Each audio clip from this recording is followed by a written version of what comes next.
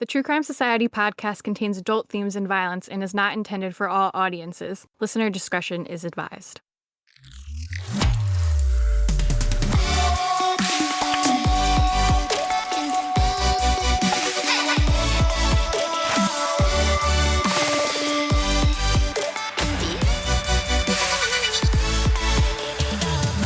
What's up, guys? Welcome to another episode of True Crime Society podcast with Stephanie and Olivia. Peep, she just hopped right on the bed. She's ready to go, and she's excited because it's our 100th episode.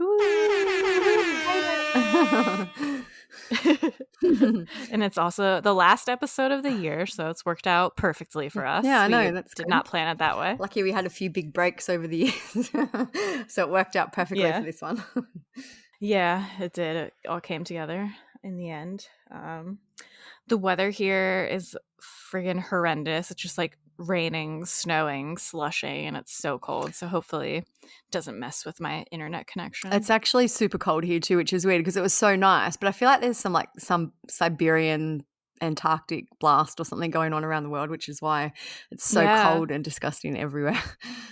Yeah, I feel like I read something like that. I'm not very specific, but it's definitely something like that. There's something going on. Yeah. Well, is you're going to a concert after this? Hopefully yeah. Not outside. We're going to the Killers today in like a winery vineyard type thing. It's been booked for like over a year.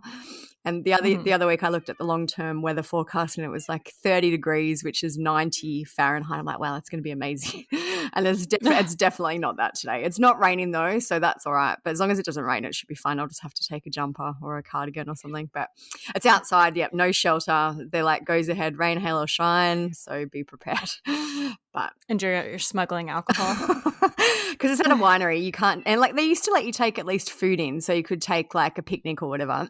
But this time they're like, you cannot, all you can bring in is a picnic blanket. That's it. You can't bring any food, any snacks, any drinks. So, but I just can't drink wine all day. Like it just makes me feel so rotten. So I've ziplocked some vodka to hopefully take in. I feel like I should be beyond this, but it's for the best, really. Saving money. Yeah, exactly. Hopefully, they usually have it reasonably priced there, but then I'm like, I don't want to pay for something I don't even want to drink. So, anyway. Really, I feel like whenever maybe it's different because it's at the actual winery, but whenever I go to any sort of concert or event or anything at like Madison Square Garden or MetLife, the stuff is like shockingly expensive. I bought like a thing of M&Ms and it was like $10. I feel like usually, like I agree, like when we go to like concerts at like a stadium or something, it's like that. But here, like, and because they're now saying you can't take any food in, they literally have to cater for every single food need, like vegan, gluten-free, all that type of stuff. So they're like, we've got 50 food trucks. Like it's annoying because also I find at these things when you actually get in and get your seat, because you sit on the ground, it's so hard to get in and out and back when it gets busy just to get food. I know, I hate leaving. Anyway, I feel like a big whinger, but it'll be fine. It'll be fun. I love the Killers. At my sister's wedding, we were dying because like the song that like slapped the most, like everyone was so excited for.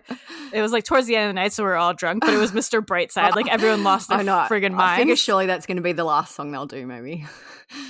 Oh my god, I'm definitely gonna play it at my wedding, hoping for the same reaction. Oh yeah, it should be good. I'm excited. I feel like maybe I've seen the Killers before at a festival, but I've never seen them as kind of like the headline act. So I'm very excited. Well, you'll have to let us know how it is. Yes, I will. Oh, and you're also supposed to update us on was it Luella's talent show? Oh yes, she came first. So it's divided up. So their school is kindergarten to grade 6. That's here is where I live. It's called primary school, is kindergarten to grade 6. So they divided it up into kindergarten year 1 and year 2 are kind of one entry, like one section, and then years 3 to 6 with the other section. So she's in year 3 and she came first out of that section. Wow, it was so cute. And like because I think I mentioned that the parents don't see it and they don't put it up, but one of the teachers actually videoed it for me and sent it to me. And it was the cutest thing. Like the little boy was singing the song. Oh, it was so cute. Anyway, she was so and she did excited. Like the lift or whatever. Yeah, the lift, and I think she did like, I don't even know what the moves are called, some gymnastics moves, like front handsprings or whatever. So she came first. She was very, very pumped. Nice. Yeah, that was nice. For a nice end to the year. All right.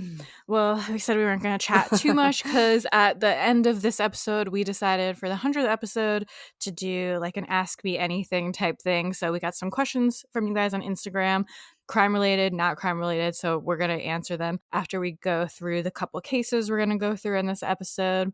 So that'll be after that for the people who don't care about us. They don't have to hear it, but I'm surprised that we actually had a lot of questions. Like, I'm like, does anyone really care? But it seems like a lot of people care. I know there was a lot of good questions. It kind of all started because I'll have to look up her name because she said, "Do you have a shout out?" Oh yeah, here, I've got it here. I saved it so I wouldn't lose it. Shelley. I won't say her full name, but Shelley said I'd like a shout out on the next episode. Yeah, because I started with her post kind of on Facebook asking how we met, and then we were all just chatting, and we're like, oh, that'd be fun to do for the 100th episode. Yeah, so thank you, different. Shelley. Here's your shout out. Hope you love it so much. This is a good test to see if she actually listens. Yeah, let us know. And if we don't hear from you, we're going to assume you didn't listen. Anyways, so we're going to talk about, I guess, 3 cases technically today. Yeah. 2, well, I guess they're all kind of similar. They're all kids that... Yeah, true, actually. Kids that... 2 are more similar, like stranger abductions. Then we're going to talk about the boy in the box update, which is similar. But we're going to talk about Athena Strand, which just happened and is all coming out now. That's the one with the FedEx driver. And then we're going to go over the Michael Vaughan updates. We've been waiting because there's been some updates coming out. We did an episode about him a while ago. So if you don't know the whole story, we'll give you like a quick refresh. But if you want to listen to that episode, we'll link it somewhere or something. So yeah, like I feel like in the past, this is a little bit different to kind of the mid-year and end-of-year episodes that we've done, because in the past, when we didn't have a whole lot of episodes, we used to kind of run through and update every single one. But now we have too many to do that. We'd be here all day. And also I feel like we update everyone anyway, kind of on the smaller updates on our social media. So we figured if we just do these 2 big updates today of the boy in the box and the Michael Vaughan case, because they are kind of current and big updates. Yeah. So that's what we're going to do. We are going to start with Athena. Disturbing new details just released in the death of 7-year-old Athena Strand. This is video of where police found her body last Friday in Wise County. It is a wooded area near water, and according to court documents, Athena was found in that water. Investigators say suspect Tanner Horner hit Athena with the FedEx truck he was contracted to drive. The affidavit says he told detectives she wasn't seriously hurt and was alive when he put her in the van last Wednesday. It goes on to say he told detectives he strangled little Athena because she was going to tell her father about being hit by the FedEx truck he was operating. We are still waiting on the autopsy report from the Tarrant County medical examiner to determine the manner in which she died. This morning, Athena's mother spoke about her devastating loss. I was robbed of watching her grow up by a man that everyone was supposed to be able to trust, to do just one simple task: deliver a Christmas present and leave. She said this was the package Horner delivered to the residents when Athena disappeared last Wednesday. It was Athena's Christmas present, a Barbie set. Tanner Horner now sits in the Wise County Jail on a $1.5 million bond. The sheriff plans to recommend the district attorney seek the death penalty. FedEx says they continue to cooperate fully with investigating authorities. Stranger abductions of a child are actually very rare. Like, I feel like people think maybe they happen more than they do, but it's just because we hear more about the ones that actually happen. Yeah, it's because it's so crazy. Yeah, like unbelievable. And, police really have no leads in most of the cases and have to ask for information, so they're all public. But when it comes to all cases of children reported missing, less than 1% of those are taken by someone who they don't know. So when 7-year-old Athena Strand went missing on Friday, December 2 this year, so literally just a few days ago in Paradise, Texas, many people started looking first towards her father and her stepmother. There were lots of online rumors and comments about the state of the house apparently that Athena was living in. Someone made a post and said that basically she'd been living in a shed and somehow got photos of a pile of trash in the yard. Like, it didn't look like the nicest place to live. So I think people were very soon on kind of looking within the family. And some reporters also said that Athena had been known to run away fairly frequently after fighting with her stepmother. So it kind of indicated that there was this volatile relationship at home. Like 7-year-olds probably don't run away frequently generally, but it seemed like this had happened before in Athena's house. So what we do know is that Athena did argue with her stepmother on that Friday. The confirmed timeline is that she got off the bus from school at around 4:15 p.m. That's when she apparently had a fight with the stepmother and she walked away. The family live in Paradise in Texas, and it's a rural area. It's a very small town. They've got 475 people in the town, and it's in southwestern Wise County. So I believe that the family did live on an acreage property that had been in Athena's father's family for years. I've read that he grew up there, like it's, they've lived there forever. They're very familiar with it. So around the time that Athena disappeared, a FedEx truck did make a delivery at the family home. That was kind of part of the timeline. Athena's stepmother said that she looked for Athena for around an hour and called 911 at around 6:40 p.m. when she was nowhere to be found. She told police that she went to Athena's room at 5:30 p.m. and started searching for her then. I've seen a few varying reports. Another report I've read said that it was 4:45, so it doesn't really make a lot of difference. Essentially, it was like an hour and a half time period before she called the police. Athena's biological mother, Maitland, has been very vocal in the media, and at the time she said that Athena was scared of the dark and would have been back before the night time. Police arrived at the home within 14 minutes of the 911 call, and they searched the area until 4:30 a.m. the next day. So I'm assuming they got to the house, let's say around 7 p.m.-ish, so they searched non-stop till 4:30 a.m. Police held a press conference fairly quickly, and we learned that the FBI got involved straight away. And we also learned that Athena's father had not been home at the time that she disappeared. Police restarted the search at 7 a.m. on Saturday, December 3, so they just had a few hours break and restarted it. I believe it was very cold as well, so I guess time was kind of the essence to find her if she had wandered off. Hundreds of volunteers from the community joined federal, state and local law officers, and they walked shoulder to shoulder through the brush. Searchers used helicopters with thermal imaging cameras, drones, horses, dogs and ATVs. So at around 2 p.m. on the Saturday, an Amber Alert was issued by the Texas Department of Public Safety.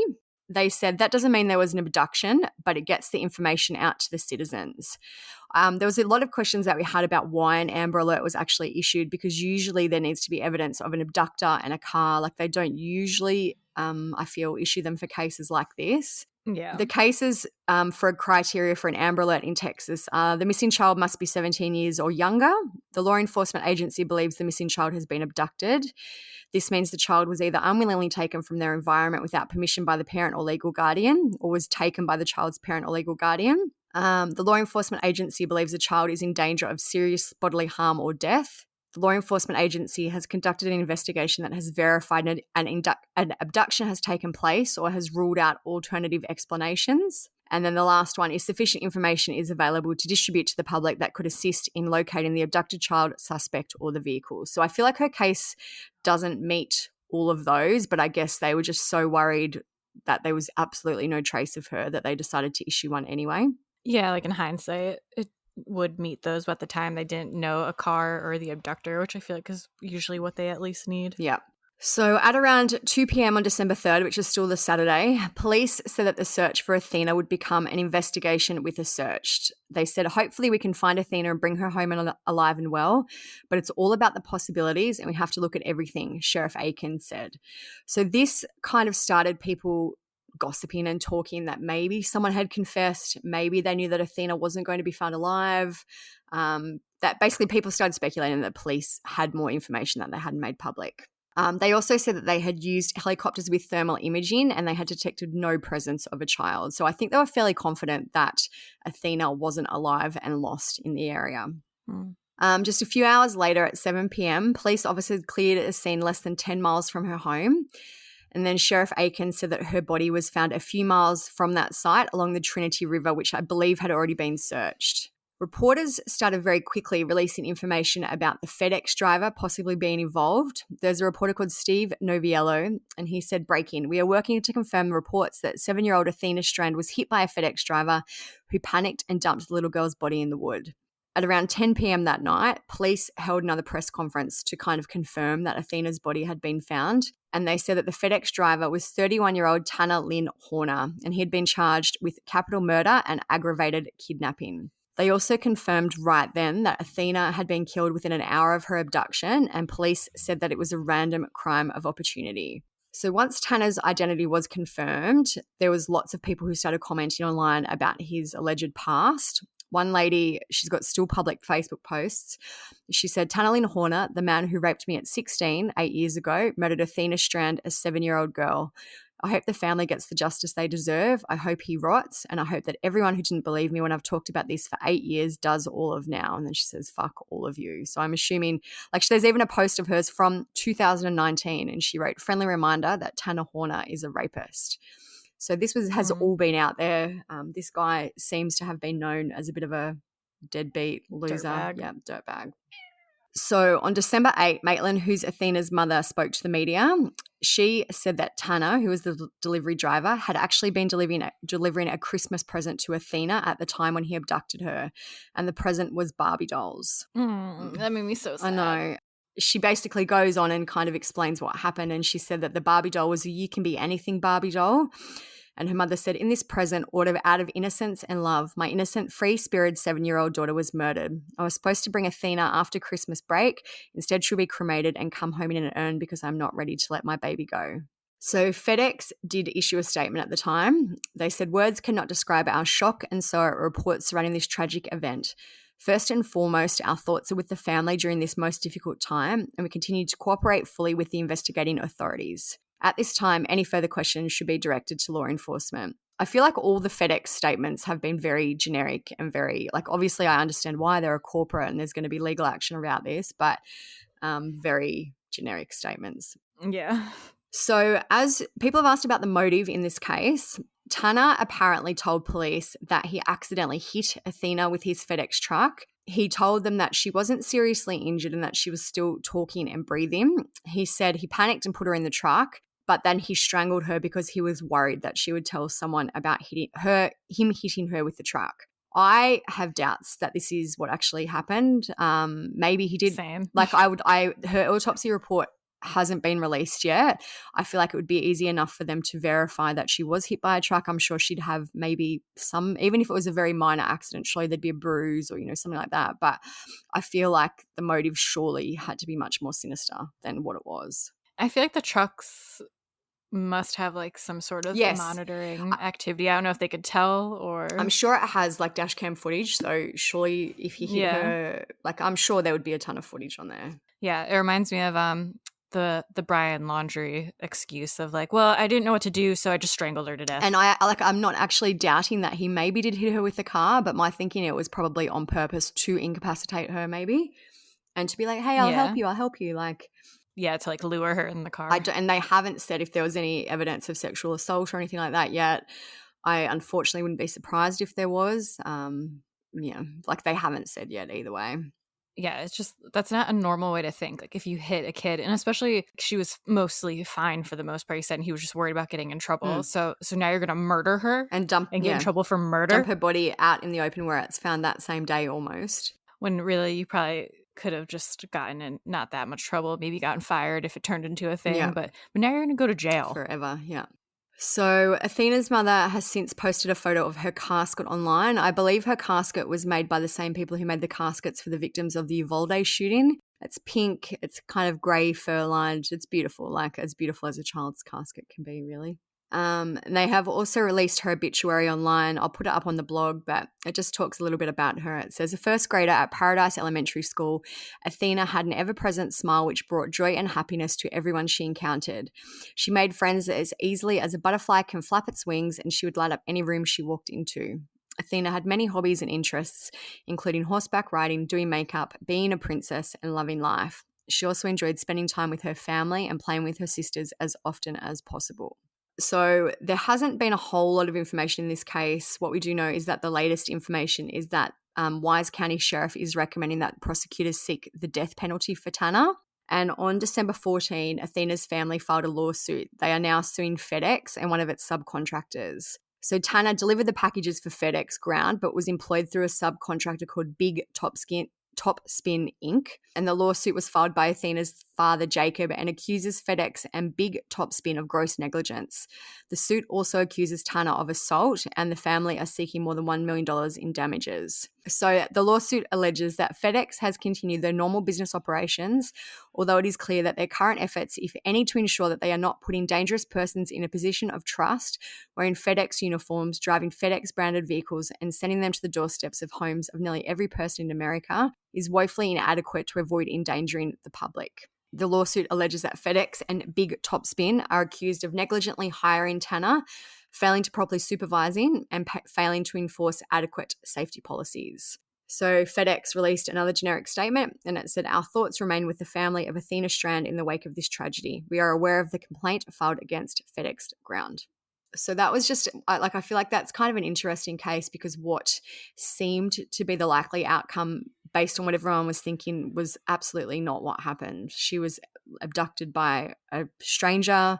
I don't know if he'd been to the house before in terms of an absolute stranger. Maybe she had seen him before, but in saying that, it was no one, who she really knew. It was no one in her family. It was a real crime of opportunity. I'd just like to know if he really hit her with the truck or not. It's like, will we ever know? Because unless he did end up sexually assaulting her or anything else, or there was another motive, then I feel like you definitely know that he just took the opportunity of her being like out in her front yard or whatever. Yeah. But I just don't believe that he hit her and then was like, well, I gotta kill her now. I don't know if they will release the autopsy before this all goes to trial or whatever, before the legal process starts, but they haven't as of the 16th of December, which is now, 2 weeks basically since that happened. It's so crazy. It's such a sad story too, that he was bringing the Barbies.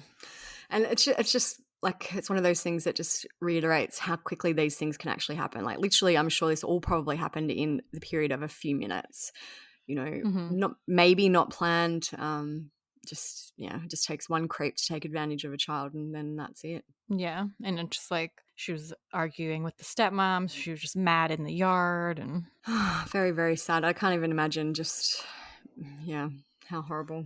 It's always hard with cases with minors and stuff because they don't release a ton of info until they have to. Yeah.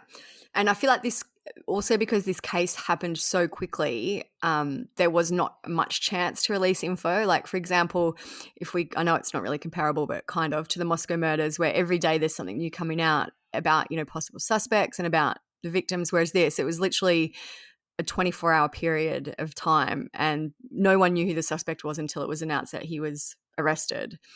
So yeah, it's a little bit more closed-lipped. Tanner did have a wife and a son, I believe. People were talking about if she knew about the rape allegations, as in her being the wife. But either way, he had a son, which is very, very sad for the child. Yeah. And is his Instagram still up? Do you know? I'll have a look. Because I was looking at it, and he's just like such dirtbag loser vibes. Yeah, it is. A lot of selfies. Yeah, he had a few Instagrams, I think. Yeah, one is up still. He was like very into music, apparently. It says Tanner Horner, vocalist of Commit and Conquer, autistic as Ligma. He has a bunch of Instagrams. There's another one, Tanner. Yeah, so they're all out there. Autistic as Ligma, like Ligma balls or whatever it is that people say. I have no idea. That sounds like it might be right. I have no idea though. It's like a joke people say, I swear. Is it? Yeah, I've looked it up. It says ligma is a made-up disease. Oh, I don't know, actually. Maybe that's not true. No, it is, because people be like, oh, I have ligma. And then they'd be like, what's ligma? Yeah, oh yeah, and you're you'd right. Be like, ligma balls. It says ligma is a fictional disease designed to sound similar to lick my balls. I told you. Oh my God. Anyway. So yeah, classy guy. Yeah. And like on his Instagram, that one, it's CNC_Twitch. There's heaps of photos of the baby. Just, yeah. And like he's got one up there, it's a meme thing. It says, that one fine ex who just keeps getting finer and finer. That's me. I'm the ex. Please. Yeah, he's a real loser. Yeah, loser for sure. Okay. So next we'll get into the Michael Vaughan updates. So we first covered Michael's story in January 2022. So pretty much like almost a year ago. almost. Yeah. Michael disappeared from his home in Fruitland, Idaho when he was 5 years old on July 27, 2021.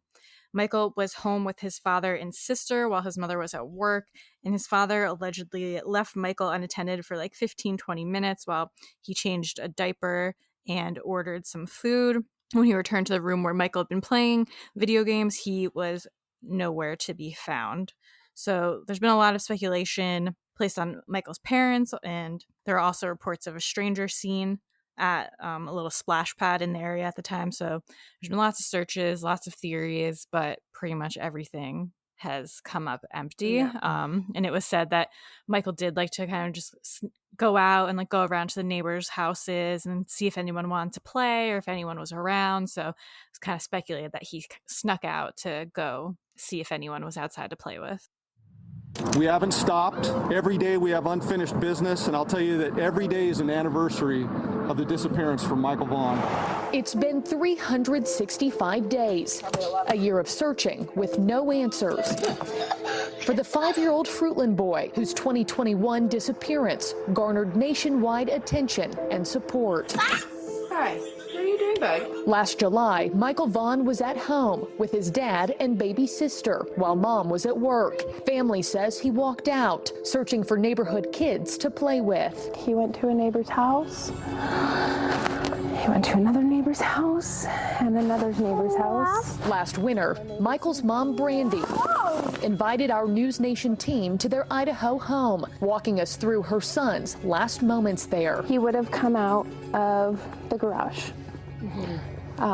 The front door is pretty hard to get out of, and you can hear that opening. At the time, his dad, Tyler, declined to speak with us. But this week, that changed. The couple sitting together for their first national TV interview. It doesn't feel like a year. It's been an eternity. Tyler, a lot of people curious why, if you were the one at home, why you haven't done a lot of talking with the media. What's your response to people who want to know that question? Because I was the one at home. I feel like because I was the responsible party. I don't like being in the public eye at all, and it's because I, to some extent blame myself. For most of the afternoon, Tyler says Michael played with his monster trucks and Nintendo Switch, and that around dinner time, he ordered a pizza and went down the hall to change the baby's diaper. When he came back out, Michael wasn't there. There's really pretty much been no updates until recently.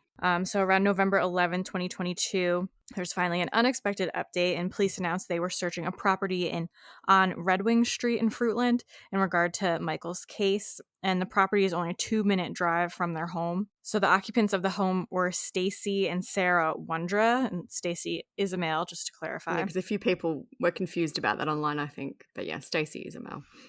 Yeah, commonly a female name, but this is a male. And they were a married couple. So Stacy and Sarah seem to be very religious, and they're both very active on social media. Stacy even made posts in August 2021 about Michael being missing. Yeah, so he updated his profile photo to a photo of Michael on, I think, around 1st of August 2021. Someone commented, "Is that you?" And he wrote, "No, this is a child that went missing in our neighborhood and has been gone for 5 days and no one can find him. He's only 5 years old." And I believe she also changed her profile photo or posted about him, posted about Michael at some point as well. And pretty sure there was a picture of them in the background. There was a picture of him on their fridge. Yes, yeah, that she is big on TikTok, or was big on TikTok. And there was one where she was talking, and then, on the fridge there's like a missing person flyer type thing for Michael. So sketchy. So police ended up tearing apart their backyard, looking for Michael or any evidence. And Stacy was taken into custody on unrelated charges earlier in 2022. So he was actually already in jail at this point when this all happened. On November 12th, 2022, Sarah was charged with failing to report Michael's death. So at her arraignment, she was asked if she understood the charges against her. She said, "I understand what they've said. It's not correct." And she is now being held on a $500,000 bond. Do we know what he was in jail for? I tried to look it up. I feel like it's like firearm. I don't know. Like, it's so weird because everywhere's just vague and says unrelated charges. I know. Everyone needs to just have like open criminal It records. says that he's in jail on unrelated weapons charges. Oh, there's another one here. Yeah, so that was 2019. He pleaded guilty to false statement during a firearms transaction. So I feel like and there was another one. He was arrested for unlawful possession of a weapon by a convicted felon. So it's things along those lines. It doesn't seem to be directly associated with Michael's case. Maybe it could be indirectly in the end. I wonder what he was a felon for, because wouldn't that mean he's a convicted felon? Yeah, I don't know. I feel like he does have a pretty extensive criminal history, but it was for nothing in terms of, I feel like there was child murder. Yeah, it was in terms like there was some fraud type charges and just like petty stuff. Yeah, like petty. Like if you Google his name, like there's an indictment, it's been sealed. Like there's stuff online, but it's nothing. From what I've read, there's nothing related to or that could be similar to this case, for example. Yeah, so just another dirtbag, basically.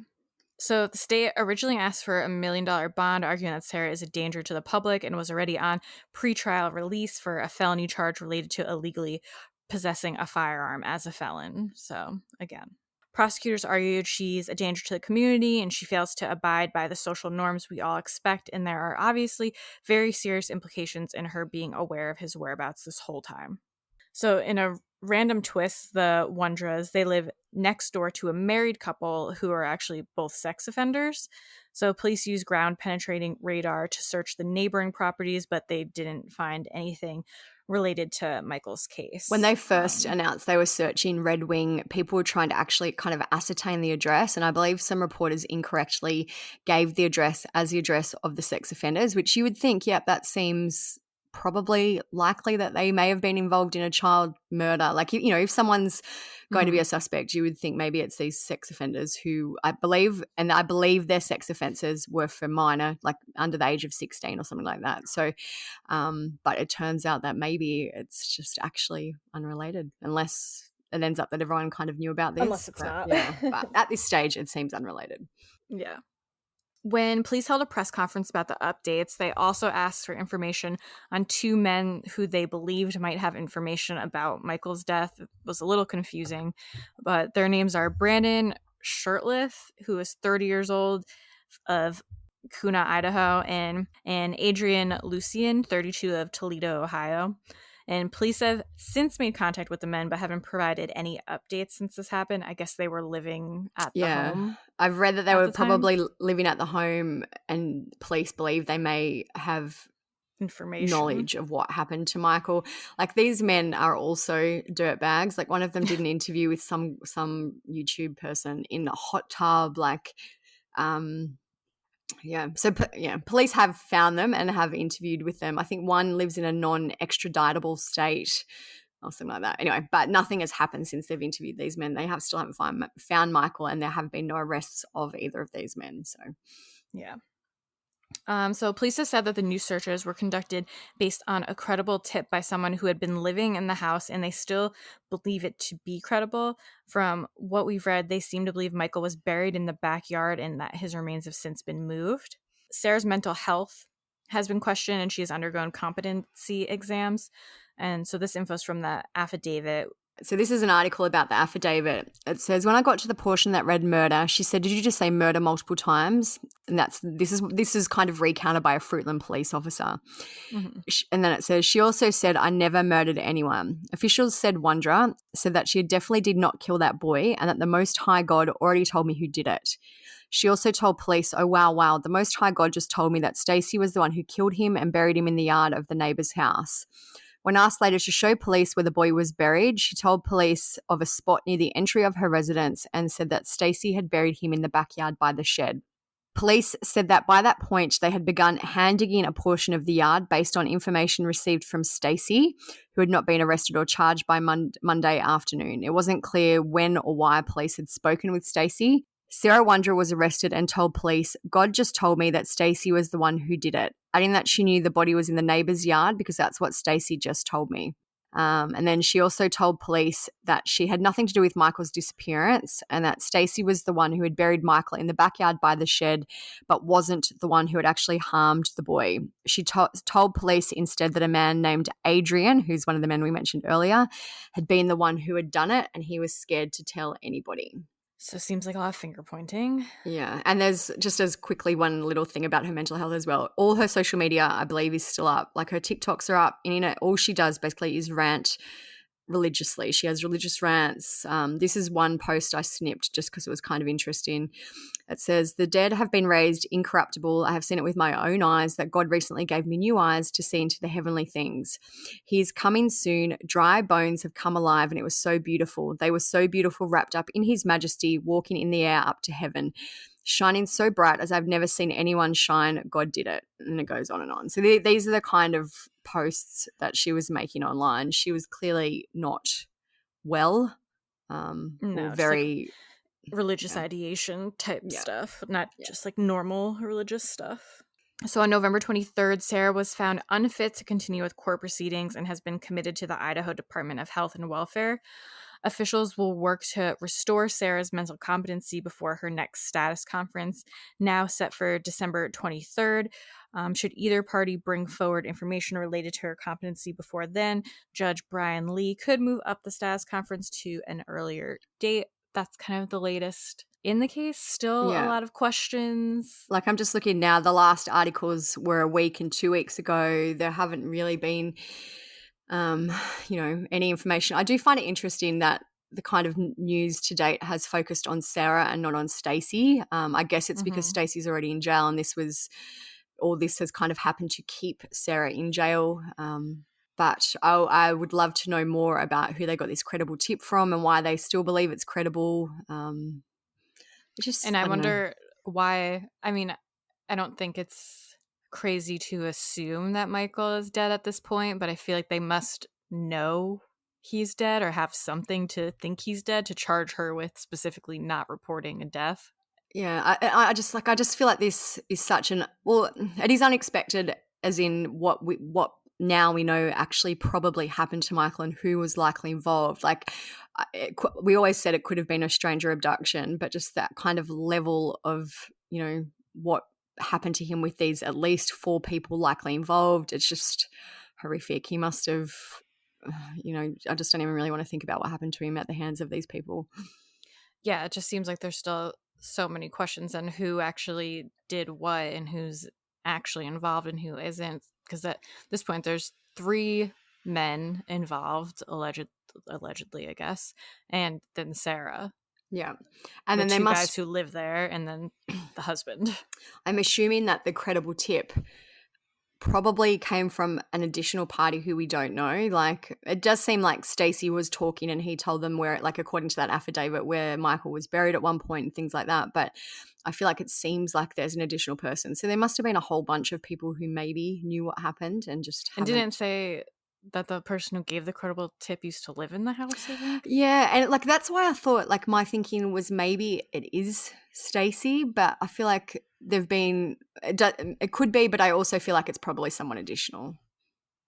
It seems like I wonder if they did like drugs, if it was like a drug type thing. Like why are so many people living in this house? It wasn't that big.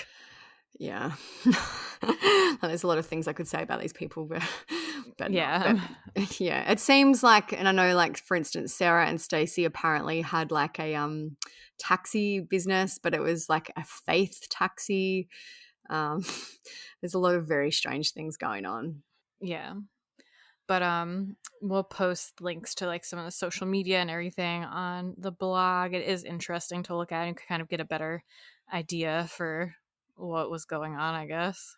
And I feel like too, there's been a lot of speculation about why Stacey and Sarah may have done this or why Stacey did this, whatever ends up happening. I've read some comments online that say that they couldn't have children. And this is one of the most random things I've ever heard, that they couldn't have children because Stacey's genitals had been trampled by a bull. Like this is what I mean. Like this case, I'm just like, what is going on? There's... I feel like that was kind of insinuating that they took Michael because they couldn't have a child of their own and he somehow accidentally died. That was one of the kind of theories that I've heard. But as of this stage, we just don't know what happened. Yeah, I'm anxious to find out. I guess relieved is the right word that there's some movement because like it got to the point where people were really harassing the mom and the parents and accusing them since nothing had happened. Like, I know that people were going like hard on the mom online for some reason. Yeah. And I also feel like police really, really feel like this was a credible tip. They seem to do a really super thorough search. Like they literally tore up the entire backyard. They spent days and days there, investigated the neighbor's backyard. So I feel like they wouldn't have done that if it was just, maybe. So I feel like they do still feel that this is the right direction for them to go in. Yeah, they definitely know more. And they did say that the cadaver dogs did like hit, but they didn't find anything. Yeah. All right. Well, that's that one for now. So the last update for the year is another big one. It's about the boy in the box.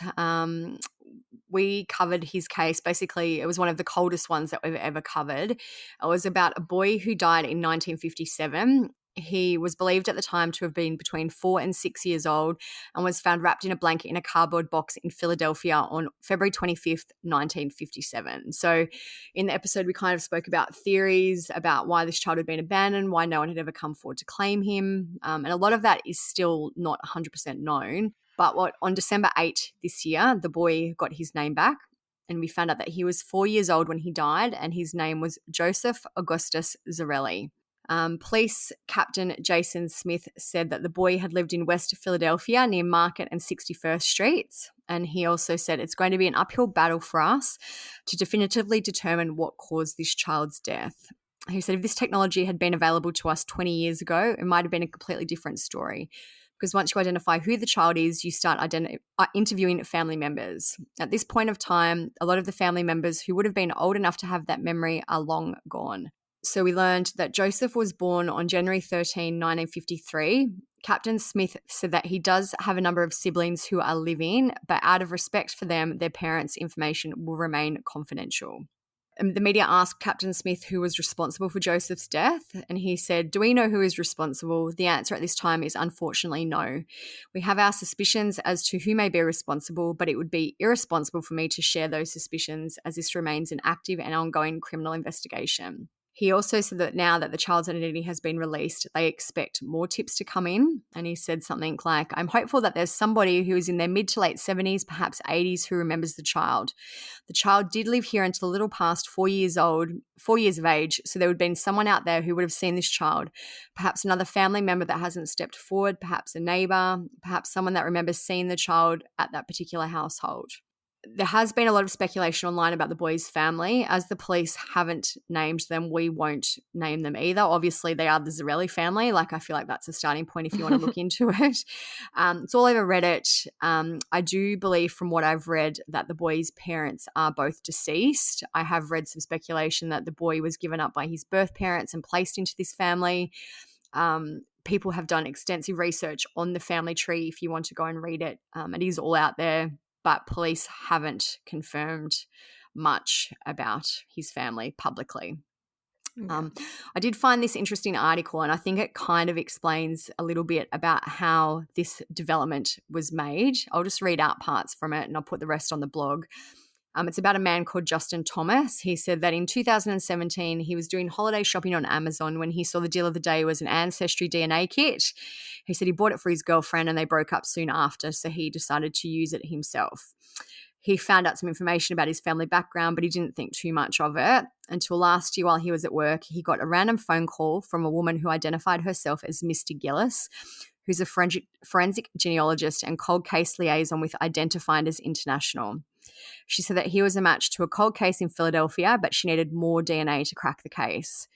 Thomas called his mother, who agreed to provide a sample, and basically that he didn't hear anything else until this week when the announcement about the boy in the box was made, and that his sister texted him to say the Philadelphia police had just released the name of the boy in the box as Joseph Augustus Zarelli. Thomas's sister wrote, "I feel sick," and he said, "I saw Zarelli and my mouth kind of hit the floor." He believes that the boy is likely a first cousin to his mother. The last name of his mum's uncle is Zarelli. His grandmother's brother is a Zarelli. The Zarellis lived in West Philadelphia, which is what the police have also said. And then he just goes on and talks about how, this has kind of affected him. And he said it strikes home. It's horrible. I can't imagine, which it is. It's a horrible story. And the child had a horrible end. Mm-hmm. So it seems like this is another case where kind of a chance, kind of recreational DNA use has, cracked the case in the end. Yeah. I did read some. Sorry, you go. No, I was just saying, I wonder where they even start with now trying to solve it.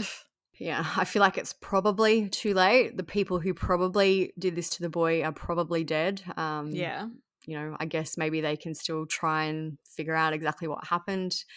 And I'm assuming, if they've been dead for a while, their bodies, it'd be hard to get any evidence, I would assume, from these people. It's interesting that they said they had their suspicions. Mm. And the other question we've had a lot about is, why did this come out now? I have read some comments online that say the police have actually known the identity of the boy for over a year, but they were keeping it quiet to try and, I guess, progress the investigation.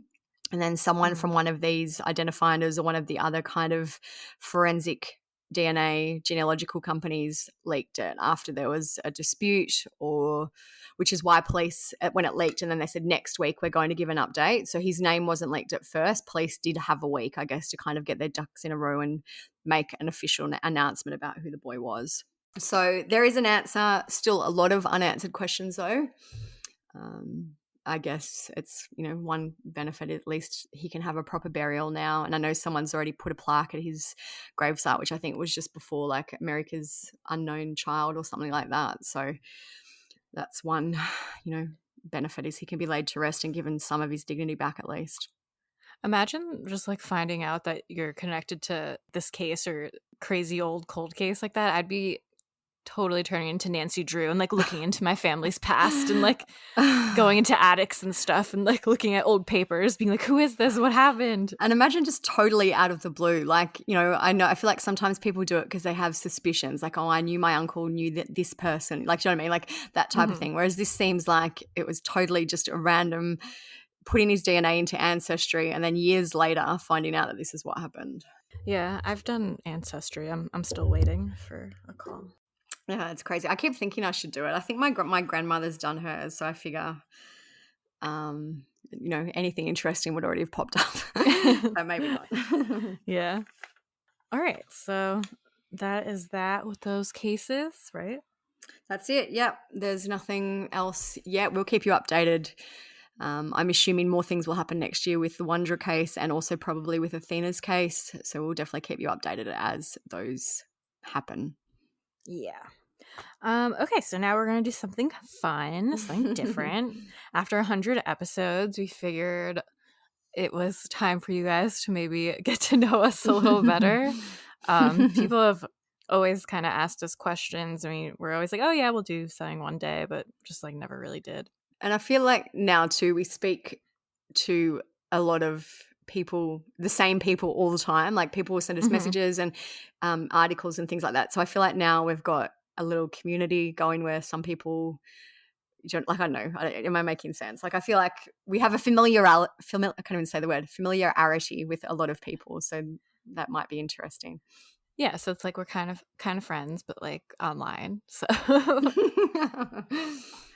okay, so we did an Instagram poll question thing, and a bunch of people sent in questions. So I just kind of took most of them. There's a lot of duplicates of some, so I condensed them and I got these questions. So some are crime related, some aren't. So we'll just have a go, I guess. It feels so weird. Okay, so one of the most prevalent questions that we get a lot, and we have talked about it before, but it was a while ago, was basically, how did we meet? Have we ever met in person? How did True Crime Society start? And how did the podcast start? So we met through the Delphi group about Libby and Abby. Olivia had made a group for that case with some of the other current TCS mods admins. And I ended up hearing about that case. I was interested in it. And, just in reading about it, I ended up finding the group and I joined it. And this was before I had a deep fear of being doxxed in the internet. So I commented a lot and talked a lot. And I ended up becoming friendly with Olivia and Kendall and some of the other admins. And then that group totally went off the fucking rails and they needed some more help modding it. So I weaseled my way in and became an admin on that group. And that's how I met them. I feel like that was peak crime Facebook group time. It was when, like I It said, was like the start. Yeah, and I know, and it still does happen. We're just not involved in it in the kind of individual crime groups as much anymore. But that was at a point where, like, wow, this is a huge case. Let's make a group to discuss it. So we did that as well. Like we did Michael Shaver. We've had a bunch over the years.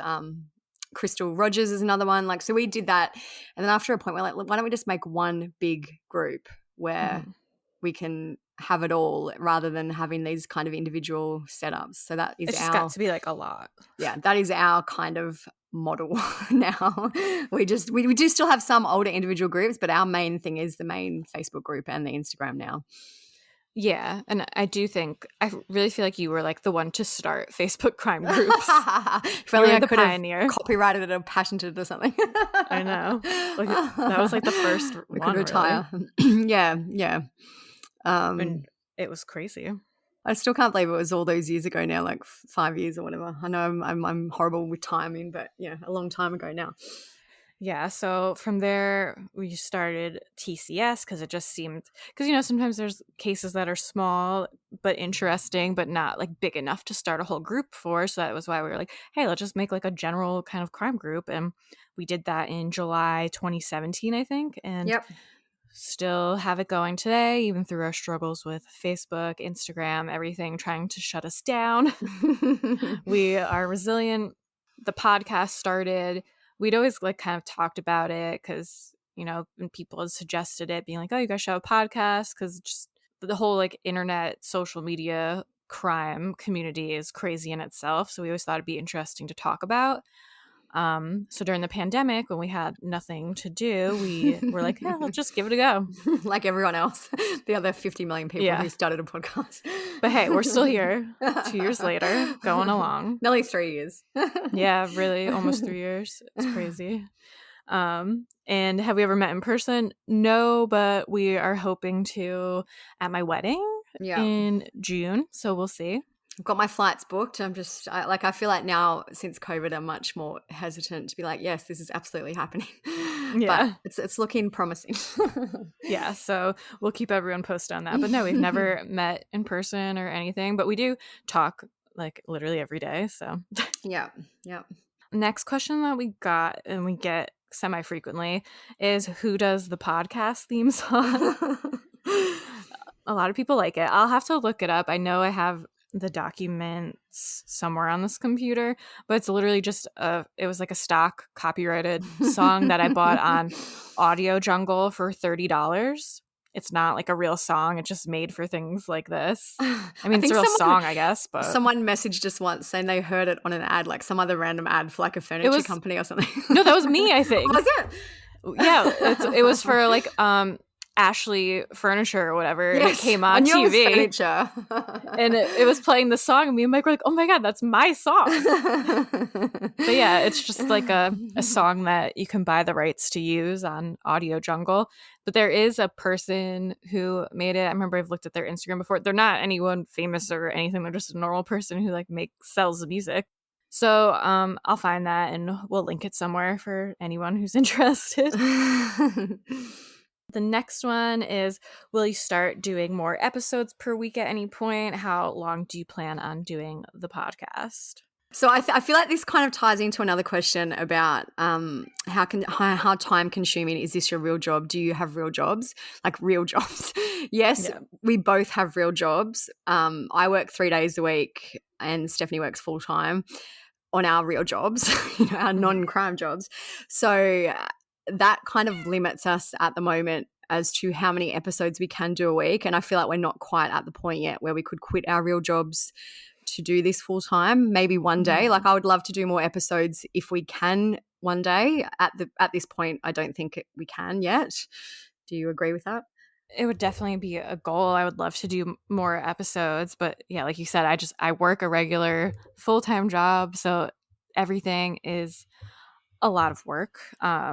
also like just the Instagram, the Facebook groups, editing the podcast. We do everything ourselves. We don't have anyone else who does it with us. It is very, very time consuming. Yeah. So if you're interested in kind of a split, so I do most of the research, Stephanie does the editing. So that's kind of like a 50-50 split. We both do, obviously we both record, we both do all the socials. So it is very time consuming. Each episode I would say takes, how long do you think? Like, I don't know. Well, to edit them, I'd say it takes me like 6 hours. Yeah. So I was going to say, I think all up each episode would be at least 10 hours each because of the research, then the recording, plus the like additional socials, the blog, all that type of stuff. Like I feel like for each of us, it would be at least 10 hours per 1 hour episode of work, essentially. And that's along with just like posting on Instagram about the Idaho case, looking for other stuff to post, looking for other updates.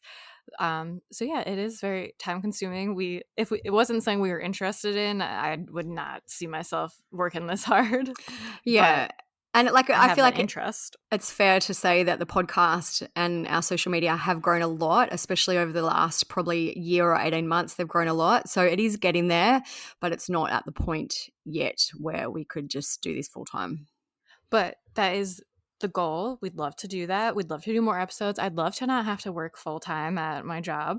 So yeah, keep listening and sharing it with your friends. If we can grow our audience, it could definitely be a possibility one day. Like, we'd love to do it. I feel like too, we're a little bit limited at the moment in terms of the speed that we can release new episodes just because of these full-time jobs. Like if something happens, we're like, well, this would be great to record, but we physically can't do it because of the time zones and because of our jobs and the, you know, amount of time it takes kind of to turn around an episode. So it would be amazing to be able to do that quicker in the future if we can. Yeah. So basically we need to quit our jobs, which means you guys need to like help us out and get this podcast a bit bigger. And the other question I don't think we answered is, how long do you plan to keep doing the podcast? As long as possible, I guess, is my answer.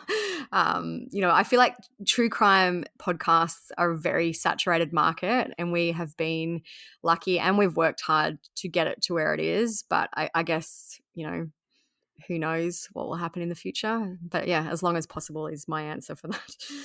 Yeah, the plan is to just keep doing it until we can't anymore. Another similar kind of question is, how do you keep the Instagram account so up to date? Like, how do you find things to post? Basically, for me during the day, it is hard because I am at work. So that I have Twitter alerts on for certain reporters that I know are following certain cases. Like I have them on for Brian Enton with the Moscow case, any other ones who I know are posting about it, or just like reporters who I know post about crime a lot. So anytime they tweet, I'll get a notification on my phone. We were both also in a lot of like crime Facebook groups, so it's a good place to find stuff. But basically just being on my phone constantly is the answer.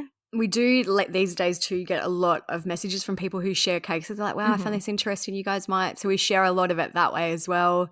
But it's generally now just been across a whole different range of news sources: Facebook, Twitter, Instagram. Yeah, we are lucky that you guys probably do like half the work for us, or at least of sending us ideas. At like 25% of the work maybe, because then we have to like go find it and then keep tabs on it. But it is great that people send us stuff to post a lot too. And I think I've given her a shout out before, but there's like, we've got people like Lindsay, and she has sent us so much stuff in Moscow. Like she will send me sometimes 20 things a day, probably even more sometimes. So it's so amazing because we act like there is no way in the world we can see everything. No matter how hard we try, we can't. So we really, really appreciate everyone who sends us stuff when they have a chance. And you know, we don't always share 100% of the things we get, just literally for time constraints, but we do read and try to acknowledge every single thing you guys send us. Yeah, or sometimes I just like lose the message, to be honest, because Instagram has no good way to search anything. Like I'll open it and then it'll be gone. And sometimes, like if I really want to remember, I actually have to send it to myself so I can find it again. But yeah, we do really, really, really appreciate it. Yeah. What's your favorite episode to date? So I am a real big fan, I guess if it's correct to say that, of the real mysterious episodes. Like the one I still think about and I still wonder about now is Judy Smith, which I feel like is probably a pretty obscure one that maybe not everyone's listened to. But it was about a woman who went on a business trip with her husband, and then she never went back to the hotel that night, and then her body was found like thousands, at least hundreds of miles away, maybe thousands of miles away in some random national park that she had no connection to.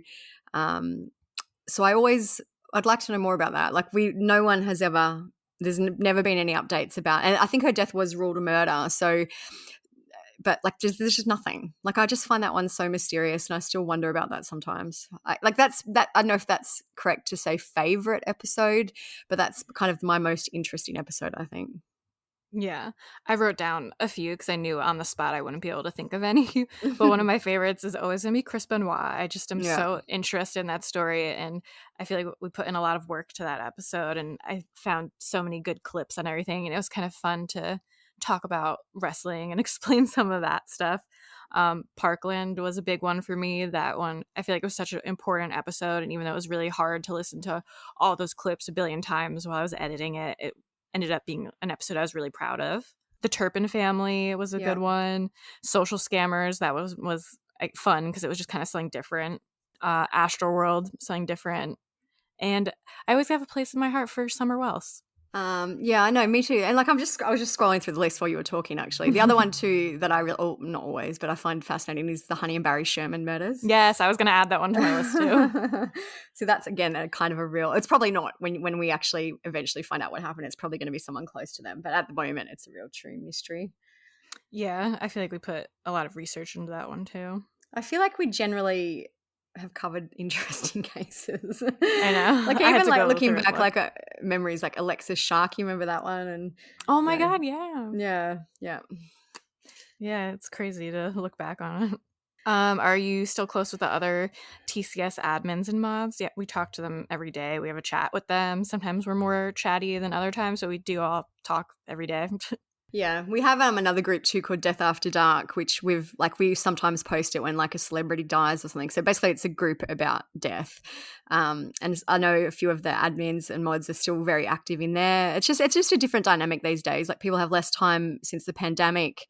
It has changed a little bit, but I feel like we're all still close with everyone.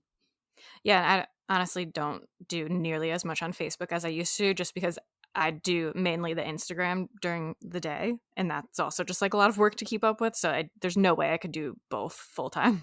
Yeah, and then like I know Jeanette, who I've known Jeanette for years and years. She now has, I think, 4 grandchildren. Everyone has, either kids that are growing up, jobs. Like it's just different now. Everyone's busier, and it's a little bit different. But I feel like we're still close with everyone. Yeah. Favorite podcasts, like besides ours? So I generally only listen to true crime podcasts. That's all I generally do listen to. One I've spoken about it before. One I love is Locations Unknown. It kind of reminds me of our podcast, except there's 2 guys who do it, and they are quite casual, but they talk about kind of disappearances and things that happen in the wilderness. So I really enjoy that. I always listen to The Vanished, which is a really, really big one that's been around forever. I'm trying to think of what other ones I listen to. They're probably my 2 main ones that I would recommend at the moment. I'm actually the opposite, and I don't listen to any crime podcasts. I used to, but when I listen to crime podcasts now, since we have one, I'm just always like comparing myself to them, and then it kind of becomes just not a relaxing experience because I'm like, oh, that was a great idea that they did it. We should do something like that. Or I'm like, oh, we did that episode better, and like they're a billion times bigger than us. And honestly, this will tie into another question too, but I just need like a break from crime sometimes. So I listen to a lot of like celebrity gossip podcasts, just like dating relationship podcasts. Like some of my favorites are Juicy Scoop. I love Chicks in the Office, You Up. I like the Girls Next Door podcast, Girls Next Level, about Playboy. That's a really good one. But I listen to just kind of more like light stuff because I need a break from all the crime. I feel like I need to branch out a bit maybe. You just love crime. Yeah. So, and I know during the year too, we've kind of mentioned a few other podcasts that you guys would like. True Crime Record is one that we really like. True Crime Couple, Crime Salad. Morning Cup of Murder. Mumicide is another one. Murder Diaries. Paranormal Chicks. Yep. I'm just trying Creeps to make and sure we Crimes. haven't forgotten anyone because they like we are all kind of across these guys. We all work together in, I guess, the true crime realm. So I just don't want to forget anyone. But there's some other good ones if you're looking for a new one to try. Yeah. Okay, so these will be just a few. I tried to group them together. Those are like the podcast type questions. Now these are just like kind of random questions. So one that we get a lot is where we're from, which I feel like we talk about a lot, but that question was asked a few times. I don't want to specifically say where I live just for safety reasons. Not that I think anyone cares enough to come find me, but I live in New York. I live in Hudson Valley in Dutchess County. I'm like an hour and a half away from the city. So that's where I am. I'm in Australia, so I'm similar to you in terms of distance from a city. So I'm just north of Sydney, like an hour away from the city. So not far, east coast of Australia. Yeah, so that explains our struggle with recording and getting things out. Sometimes we're pretty much almost totally opposite days. We have a few hours where we overlap. Yeah, like so when we record it, which is 9 a.m. my time, I think that's like 6 p.m.-ish your time at the moment. So we literally really only do have a few hours where we can cross over. And then daylight savings changes it every time. So yeah.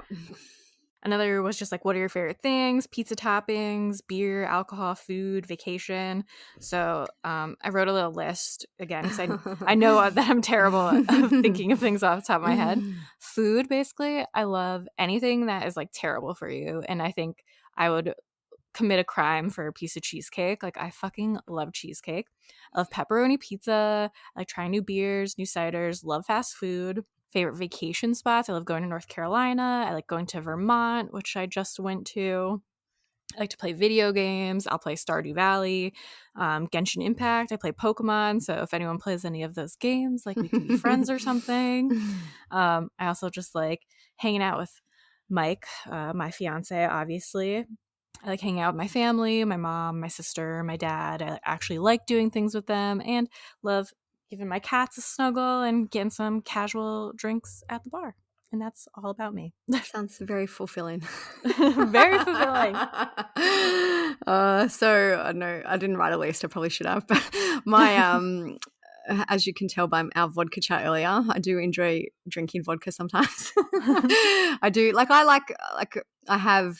So obviously I've got 2 kids who are 9 and 11, so my whole life basically revolves around them generally, but I do enjoy catching up with friends. I've got a book club that I've spoken about too, who I see very regularly, plus another group of friends. I just feel like our lives revolve around our kids at the moment. So I have friends who have kids, so we all get together, go to the beach. I've got some little nieces and nephews who we love hanging out with, love traveling. I don't know if I have a favorite destination, but we have booked, I don't know if I've said it yet, to go to Japan next year. So that's pretty exciting, which I've never, ever been there. So I'm looking forward to that.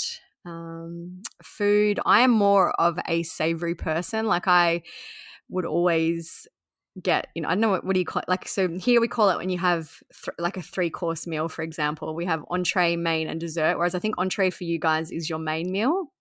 Yeah. Is that right? Yeah. So anyway, just the point of this little story is I would always have entree and main. So I'd have like appetizer and main. I wouldn't always have dessert. I always go for the savory stuff. I do love appetizers though. Ours is like appetizers than entree. Dessert. I do occasionally like, something sweet, but I love like cheeses and stuff like that. I love a charcuterie board. Yeah. Oh my God, same. I love them so much, but I get bad heartburn. So another one that a few people asked is, will Stephanie ever upgrade to having a fulfilling life? And yes, since the only criteria for that was, according to that person, being married and having kids, I guess. But I am getting married in June, so then I will have a fulfilling life and will be allowed to like have an opinion. Maybe they might want you to wait until you have kids if you want to have kids. Yeah, maybe it'll only be like a little fulfilling then, but we'll see. Another person asked, how are our cats and dogs? Peep, she is here. My other cat is Freshbutt. He is much more quiet, but I did post, if you follow me on Instagram, I did post a photo of him because we had to bring him to the vet because he was having some little tooth problems, but they also diagnosed him with obesity, which I thought was quite rude because he's definitely, I wouldn't look at him and think he's fat. But they were like, so what are we doing about his weight? And I was like, what? That's not what I'm here for. I didn't ask I your was like, opinion.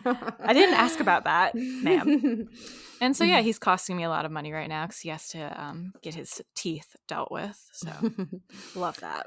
My dogs are good. So I've got the three. We've got Donnie and Daisy. Donnie is 7 months. Daisy is about 18 months. And Ralph is nearly 14 years old.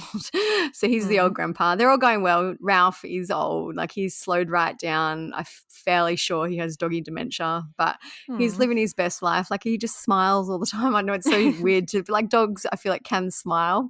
So he's just, you know, he gets excited about little things. So he's doing well. Health-wise, he seems well. So they're all lovely. Donnie is so cute and so naughty and sweet. And Daisy has calmed down a lot. Like, Daisy was a very crazy puppy. But now that she's got Donnie, she's very mature. She's the older sister. Oh, very, very good. Proper. So, no, they're all good. They're living their best lives. I've mentioned before, we have an acreage. So we've got 5 acres and they basically have free reign of the property. So they're all good. All good for now, which is good. This was the one I mentioned before, just following so much crime take a toll on you or give you anxiety. What do you do to offset it? Basically, I try to take breaks from it. I have to just sometimes get off the internet and like screens completely. So when it's nicer, I'll be like, I'll try to go for a walk or go outside for a little. I listen to celebrity gossip podcasts, things that are funny, lighthearted. I've always been an anxious person, so I don't know that it makes me more anxious. I think I've just always been this way, and I feel like that's why I'm interested in crime, because I like to kind of always have a plan. So like I read about these stories thinking it's gonna, like, if I'm ever stuck in this situation, maybe I'll have a plan or something. So I feel like that's why I'm like meticulously reading about all these crimes. So I'm like, if this ever happened to me, what would I do? But yeah, it definitely makes me anxious, I'd say, a little. I feel like too, when things are really happening, like for example, in the Moscow case, I keep referencing that one because I guess it's the most current.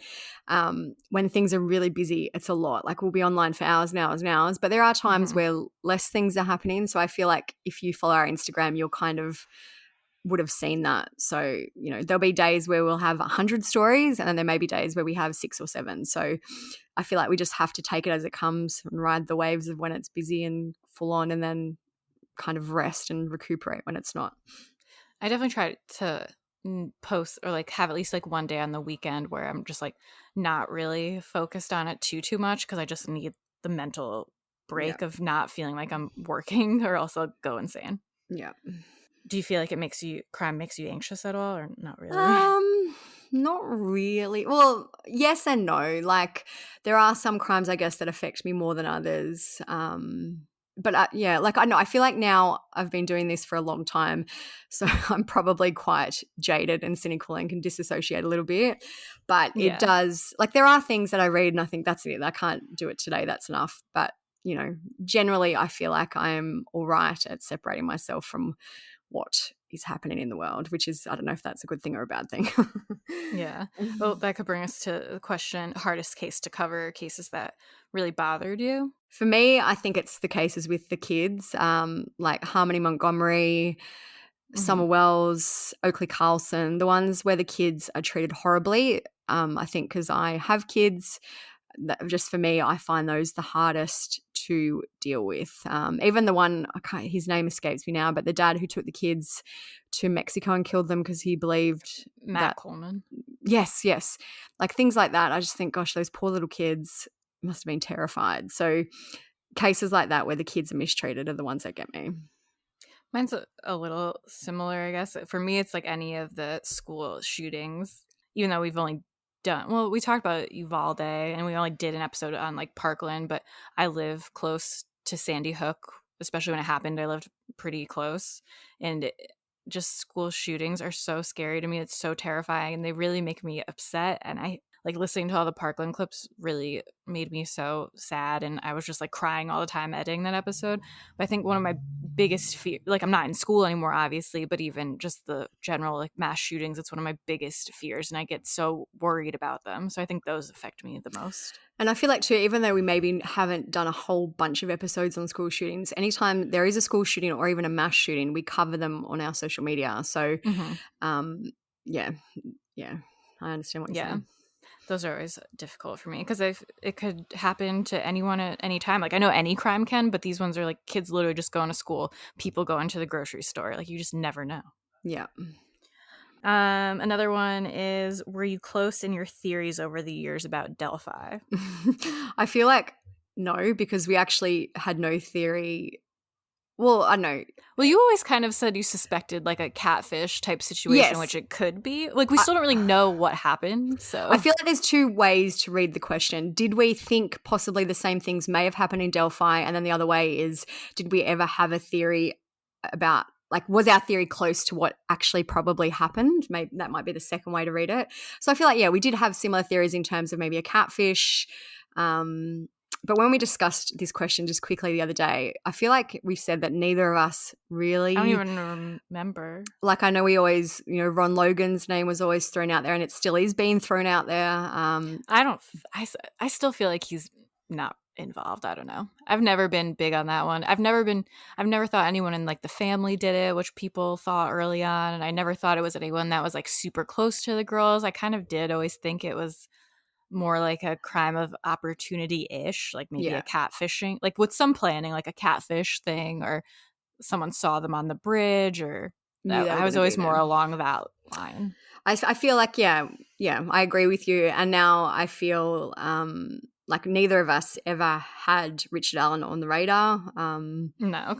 I was like, who is that? And I feel like, I don't want to speak for you, but I feel like both of us still now agree that maybe Keegan had some part in this, like whether or not it was arranging for the girls to be there. I feel like or that's the Anthony Schatz profiles connected. So I feel like we didn't ever have totally opposing theories as to what happened, but maybe slightly different over the years, but generally pretty similar. Yeah, and pretty similar to like what it's turned out to be. Yeah. And I remember we both always like thought that he probably had a gun or something to like corral them. Yeah. To get them. But yeah, I'd say pretty similar. Or even with other cases when we like don't agree, we talk about it, and then like I'll be like, oh yeah, like what Olivia's saying, I could see that. Yeah. Or, someone asked for our latest Idaho theories. They asked, do we think police have someone in mind or no clue? I personally think no clue, or if they have a clue, they have nothing to tie that person to it. I am team no clue at the moment, I think. I think they're banking on that white Hyundai. Yeah. And like I think it was TMZ reported that there hadn't been a match to the license plate, but then the police came out that same day and clarified and said they actually have no license plate, which blows my mind because they've somehow got this car on footage or found out about this car somehow. I can't believe there's no license plate. Well, I'm assuming that it was probably on CCTV somewhere. And when I worked in retail, like CCTV, you could see like the big general things, but it's so blurry, especially if the car was moving like fast. Yeah. So I don't know. And I know like every day it seems like there's a new theory. Like even we posted yesterday about the vape shop owner talking about how Kaylee had a stalker, and we had so many messages. It has to be him. He must know. So every day I feel like there's a new person who it could have been. I feel like surely if they had someone in mind, they would be able to have moved. It's now been 5 weeks since the murders. I'm sure they want it to be over. I really feel like they have no definitive suspect at this stage. Yeah, my like theory is still kind of similar to what it has been. I think it was someone who had a crush on, probably it seems like Kaylee, or was interested in Kaylee, had some sort of anger towards Kaylee, since it's come out that she was kind of like the most brutally assaulted of them all, or stabbed, or whatever it was that happened. But it just seems like she's kind of the key to this. Yeah, I don't know. I'm still puzzled. Like I feel like nothing's really happened since our episode in terms of movement in the case. I don't know. I'm still team no clue, really. Yeah. What's one cold case you wish you could see solved in your lifetime? I put Delphi, which seems like possible at this point. John Bonet, just for like the curiosity, and I'd love to know where Susan Powell is, where Daniel Robinson is, and where Summer Wells is. Yeah, and I could add a million people to that list. Jason Landry is another one I'd like to know. I guess for me, the first one that popped up when I read that question was Maura Murray. Yeah. But I also feel like once that's solved, it's going to be like mostly harmless, and I'll be like, oh, disappointing. and I feel like she probably just wandered and died in the cold. So, and her remains haven't been found. Like, I guess, you know, based on, for example, Delphi and other things that have happened where the updates are unexpected. But I feel like that's probably what happened to Maura. But I would still like to see her remains found if that is the case. And I guess this one kind of ties into someone asked what was the first case that got you into true crime. The first case that I can ever remember following is of a missing person who's still missing today. I think she went missing in 2002, Rachel Cook in Texas. I always followed her case. She went for a run and basically never came home. And her dad really advocated for her and like had one of the first kind of blog websites for her outlining the search. And he's since passed away, but I've always wondered what happened to her. I would like to find that out one day. Yeah, I don't really remember specifically like what the first thing was that got me into it, because I've always been kind of interested in specifically forensic science and stuff like that. Like I took forensic science in high school and I took forensic science in college. I took criminal justice in high school and in college. So I've always been interested in it, but the ones that I can remember being interested in early on, Jonestown was always a big one for me. Like I did my college thesis on that. I had to do like high school projects on it. So that one always stuck with me as being a big one. I know I did a high school project on Charles Manson, which is really cliche, but it's just like a really interesting one, especially as like a starter one. Another one I remember specifically in my senior year of high school, in my criminal justice class, everyone got like it was our final project and everyone got a murderer that they had to do a project on. I don't really remember the specifics, but you know, people got assigned cool serial killers like Charles Manson, Ted Bundy, the Night Stalker, and I got fucking Andrea Yates. And I was like, really? I didn't know anything about it at the time, but I remember I was like so disappointed because I was like, that's not even cool. And she like drowned her kids. But then when I did the research on it, it was actually so interesting. That's kind of where I learned more about how some cases aren't just like, oh, the serial killer murdered a bunch of people. This one had like mental health and it was very controversial.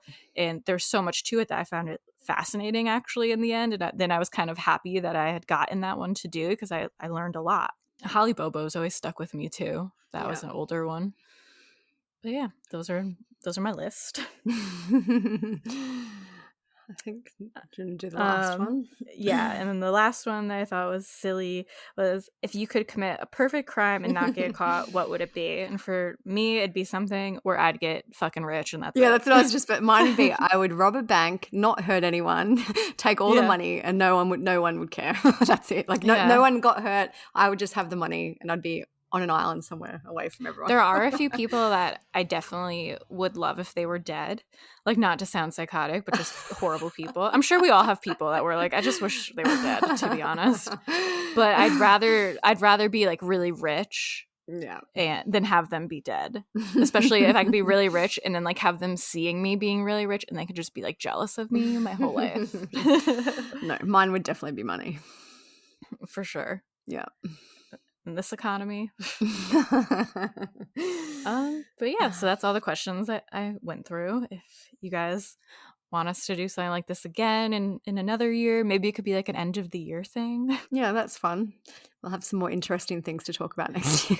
Have 365 days to get some more content. Yeah. So I don't know. I hope nobody's like, wow, they're boring. Actually.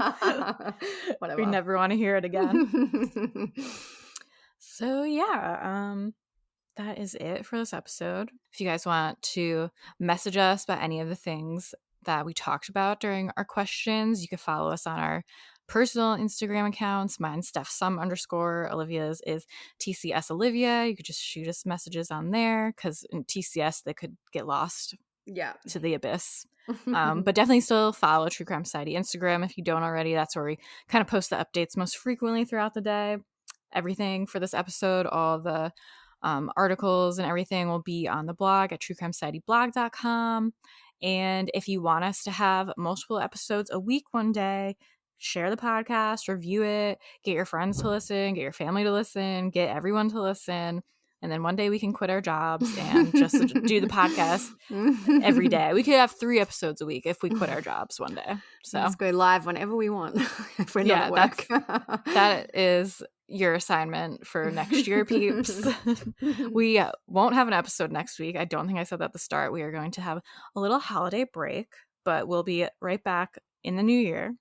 So I hope everyone has a happy new year, has a Merry Christmas, has a happy Hanukkah, whatever everyone celebrates. If you celebrate nothing, I hope you have a happy time too. You can be happy all the time. You don't need Christmas. Yeah. So that is that, I think, right? Yeah, that's it. All right, so we will talk to you guys next year. Better go and drink my Ziploc vodka. Yeah. Oh, yeah. Have fun at the concert. It'll be so fun. All right. We'll see you soon. Bye.